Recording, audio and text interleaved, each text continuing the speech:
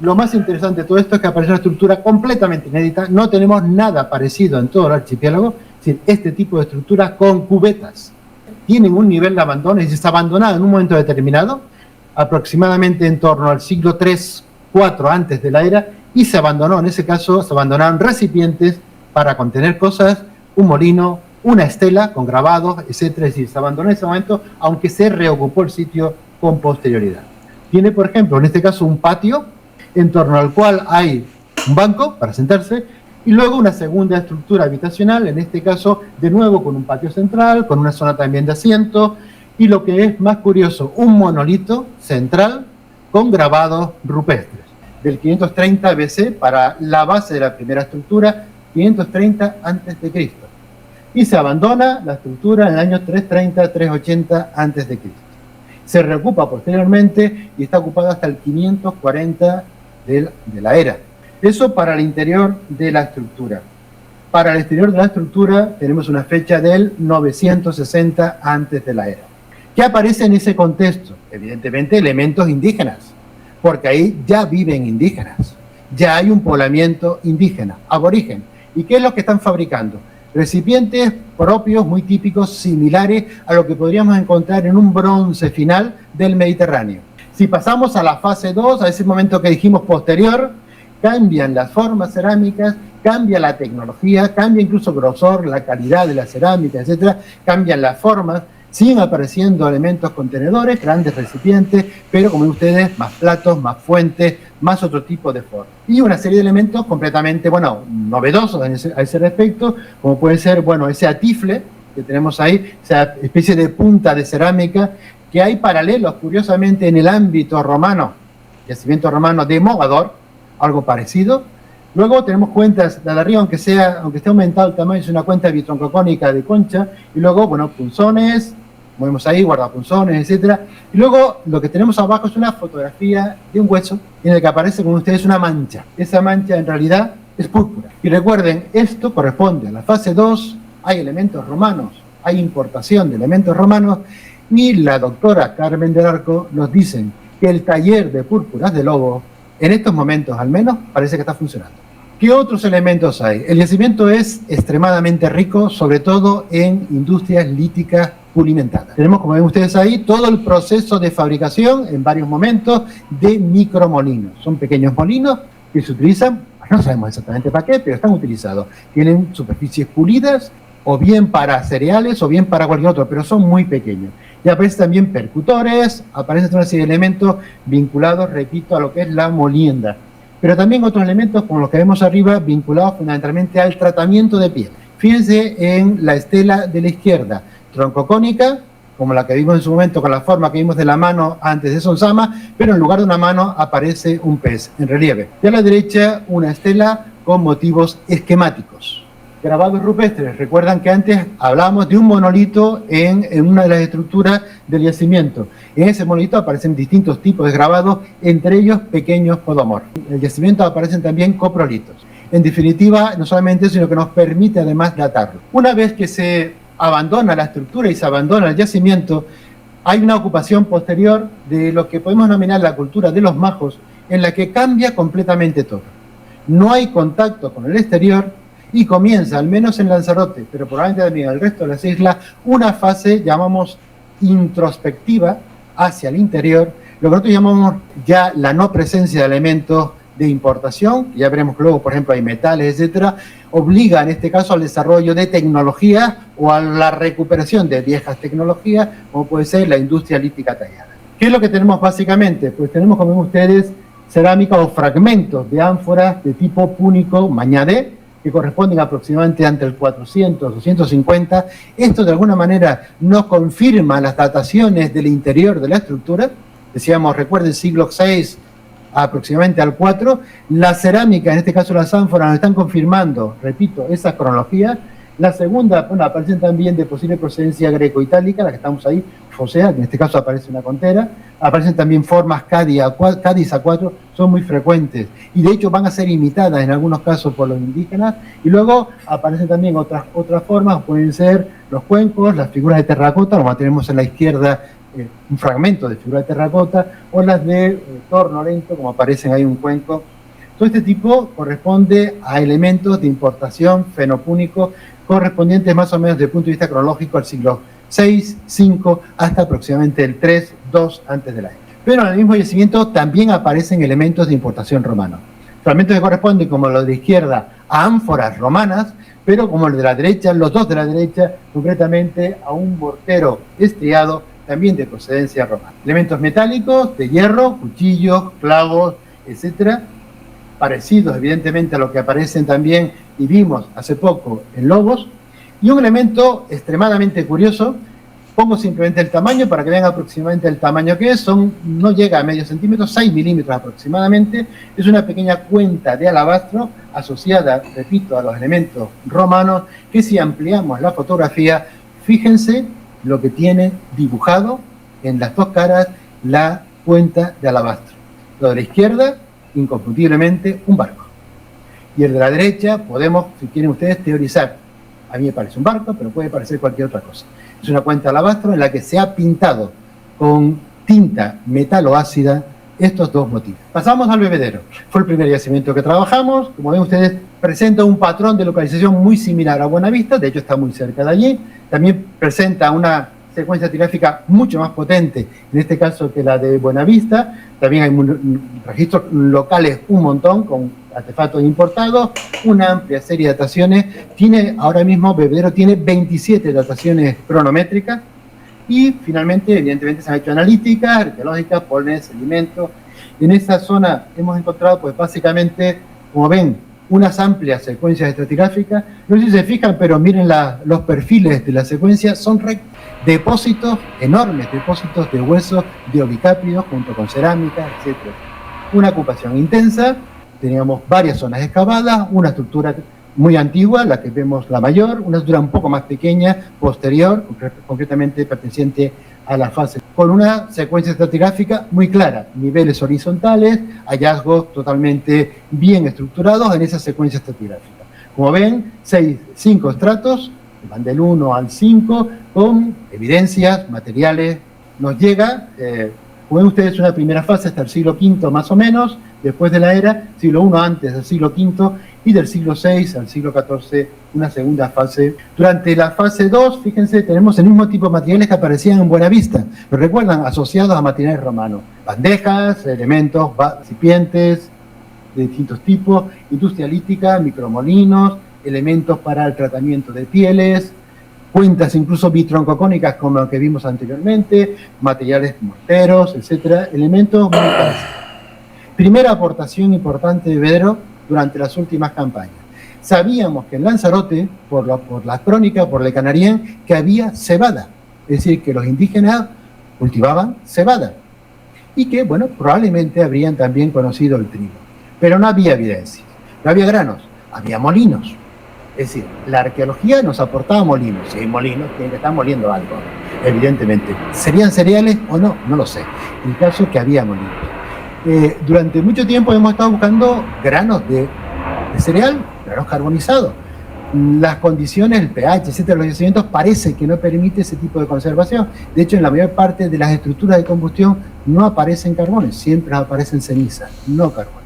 Cuando esos recipientes se fabricaron sobre el suelo. Y en el suelo estaba sucio, porque habían derramado, entre otras cosas, cereales. Y los cereales, cuando la pasta está blanda, se fue pegando al fondo de esos recipientes. Con lo cual comenzamos a localizar una serie de recipientes cerámicos indígenas, modelados a mano, con improntas de cereal. ¿De qué tipo de cereal? El de arriba a la izquierda, trigo. Y el de la derecha, los dos de la derecha, cebada. Un 3D lo tenemos arriba en la derecha, un grado de cebada. Cebada desnuda.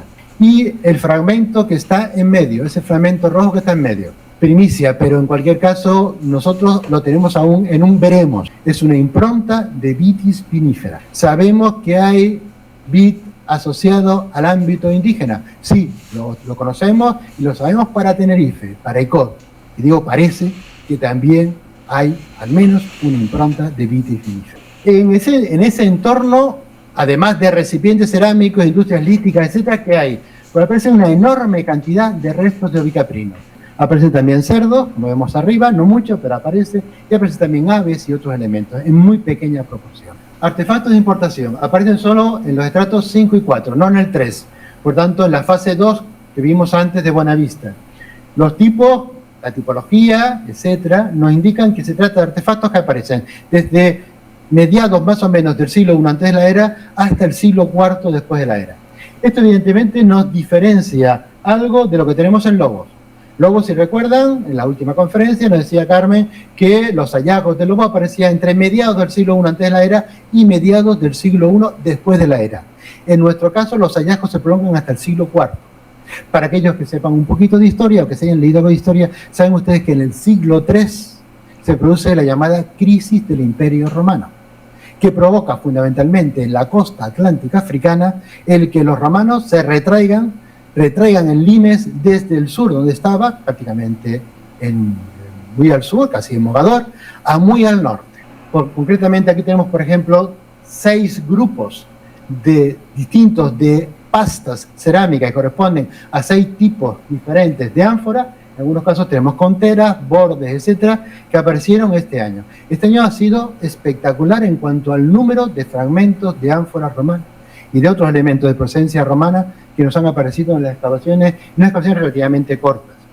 Se han hecho evidentemente analíticas, petrológicas, etcétera, para saber la procedencia, y nos dicen que las ánforas que hasta ahora teníamos eran campanas, es decir, de Italia, de Cartago o también de la Bética. Junto con esas ánforas aparecían también elementos metálicos, aparecían también sílex, en este caso del norte de África, y avalorios vírgenes. Fíjense que lo que estamos hablando fundamentalmente es de que aparecen algunos recipientes anfóricos que son importados del ámbito cultural romano, que contenían determinados productos, vino, aceite, salazones, y que además en ese entorno indígena, aparecen también otros elementos que probablemente también son intercambiados, elementos metálicos, etc. Luego veremos o intentaremos explicar a cambio de qué.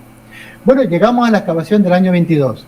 Y aquí le digo a mis alumnos, ¿recuerdan cuando en clase decíamos, les tengo una sorpresa? Pues ahora viene la sorpresa. Mientras estamos limpiando el perfil, está en el nivel del estrato 4, que lo tenemos fechado justo en el cambio de era. Por tanto, es un hallazgo muy antiguo. Aún en la tercera foto seguimos excavando y no aparece la contera. Por lo cual, ¿qué es lo que tenemos? Aparece la contera. Estamos hablando de un ánfora completa de procedencia romana. Y lo más importante, la primera que aparece en contextos indígenas, completa.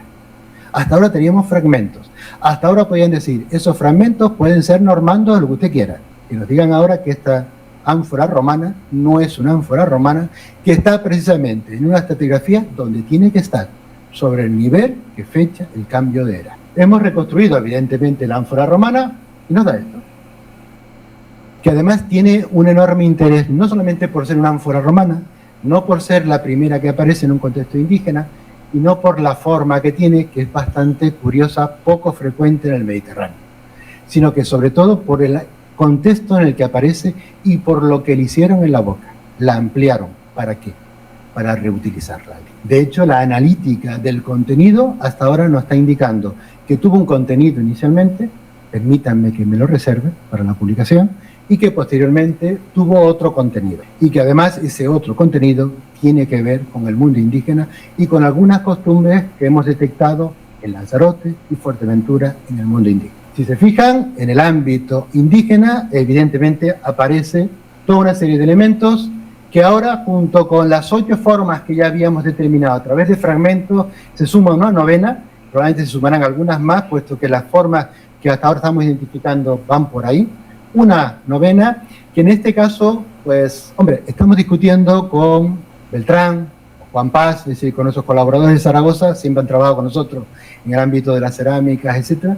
Bueno, ellos tipológicamente pensamos que se trata de una Beltrán 68, aunque bueno, hay quien dice podría ser una Dressel 30, podría ser una Almagro 51, con lo cual incluso tendríamos una cronología bastante precisa para este tipo de arte. Beltrán 68. Bueno, fíjense la procedencia de nuestros materiales cerámicos, de nuestras ánforas, la Campania, Italia, el norte, Túnez, regiones diferentes que producen elementos diferentes, vino, aceite, etcétera, salazones, pero que evidentemente van a estar canalizados. Eso ya lo comentaba Carmen en su momento cuando hablaba de Lobo. Gades es la ciudad que canaliza el comercio hacia el Atlántico Norte y hacia el Atlántico Sur desde época fenopúnica. Y Gades es la que evidentemente a donde llegan esos productos mediterráneos y la que evidentemente distribuye esos productos mediterráneos hacia el Atlántico. En esa nueva estructura aparecieron también nuevos elementos. Fíjense en medio de la foto de la derecha, no sé si se veían, que hay dos cositas redondas, en realidad dos piezas de molino. En realidad un molino completo en posición primaria, tal y como se dejó cuando se usó por última vez. Hemos sacado por tanto el molino y el contenido entre las dos piedras contiene restos de la última molienda.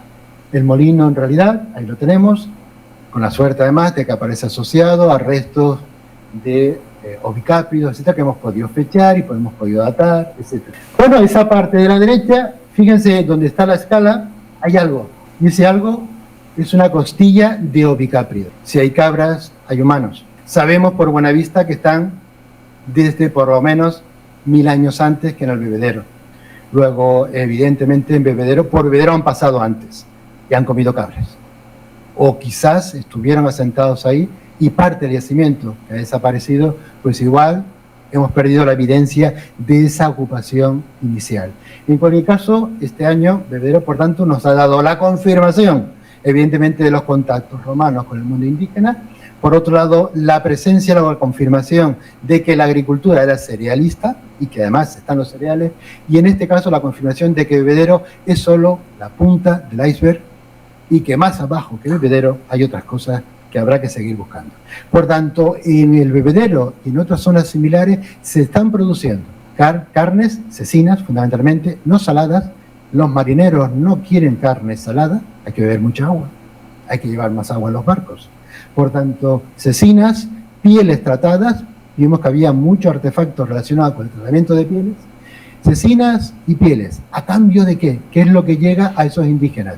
Vino, aceite, salazones, metales, etc. En primer lugar, las altas cronologías.